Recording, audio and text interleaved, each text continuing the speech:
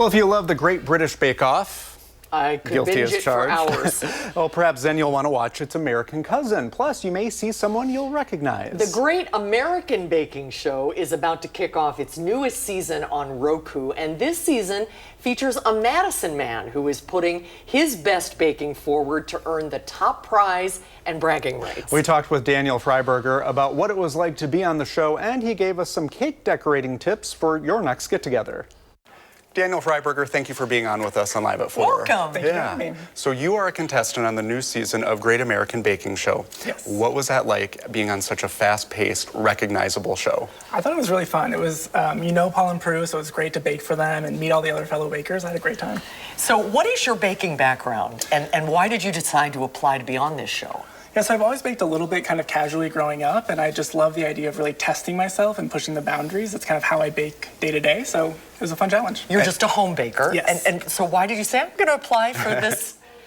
I just really like the idea of trying to fit, it's like a puzzle. You're trying to fit something that meets the brief into the time that they give you. So it's just a fun way to stretch yourself. Now, before Susan and I claw at this, right. you brought us this really good cake. It's Yes. a lemon cake. It's lemon, yep. So what are we doing with this? How do you make this look presentable the way you do? Yeah, so it's springtime, so I was going to do like a watercolor design, and that's a really versatile thing where you just kind of smooth a bunch of colors together. It's really easy, so. And it's really easy. Yeah. I think it's a very accessible tool for a home baker, but you just kind of take globs and kind of slap them on wherever, kind of semi-artistically.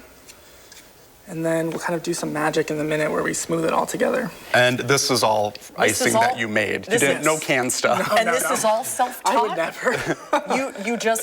Did you ever have any formal training as a baker? Nope, just all the internet, lots of cookbooks. My favorite bakers from the British show. That's where I learned a lot of it, is watching them bake and their cookbooks. Well, the Great British Baking Show is iconic. The American version of it is becoming a lot more popular. But is it the same setup as the British version? It's very similar. So this is actually the third season with Roku, and since Roku, they got the same judges and the same tent and everything like that. So it's a very similar vibe to the British one.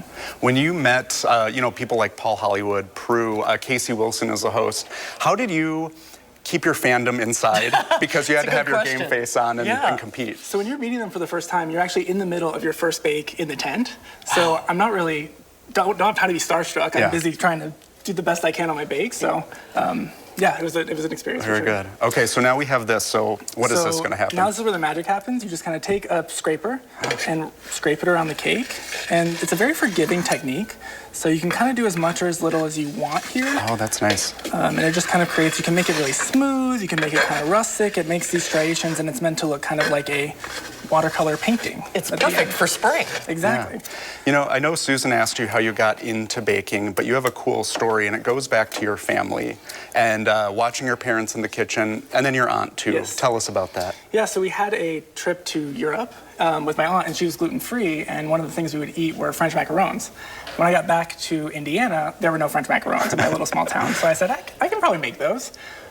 Little did I know they're a notoriously finicky bake, so that really caused me to have to iterate and practice, and that really sparked my love for it. Wow. So you shot this in England. Yes. How long were you there? About 5 weeks. Wow. Yeah. And when does it air here? It airs here on April 11th.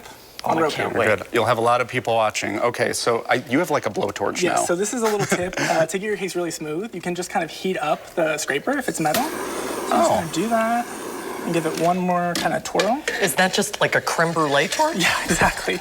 You can use it for anything. And that kind of gives you that really nice finish here. This makes me want to up my game. Yeah, exactly. What flavor cake is this? This is lemon. I was actually just going to top it with a couple of lemons. This is a good base for kind of any kind of decoration. You can do more or less. If I was at home, I'd probably spend 45 minutes kind of just making it look perfect, but... All right, so you're going to give us a baking lesson sometime, right? Okay. Okay. Deal. Good luck on everything. You can't give us any hints, right? No, you have to watch on Roku, April 11th. April 11th on Roku. We wish you the best of luck. Good luck. I am a huge fan of the show. I will be watching for sure. Perfect. Thank you very much, Daniel. Yeah, thank you Great very to much. meet you. You too.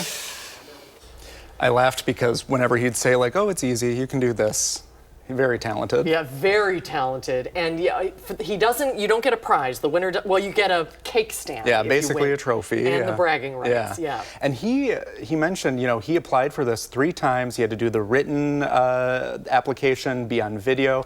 And then at one point he told me for one of the casting calls, he had to drive a cake down to Chicago. Right. He said that was very nerve-wracking. Yeah, and in his day job, he's a computer programmer at Epic. Yeah. So he's really like a Renaissance kind of a guy. So tune in on Roku April 12th, and let's all wish him luck. Yeah, good luck to you, Daniel. We're rooting for you.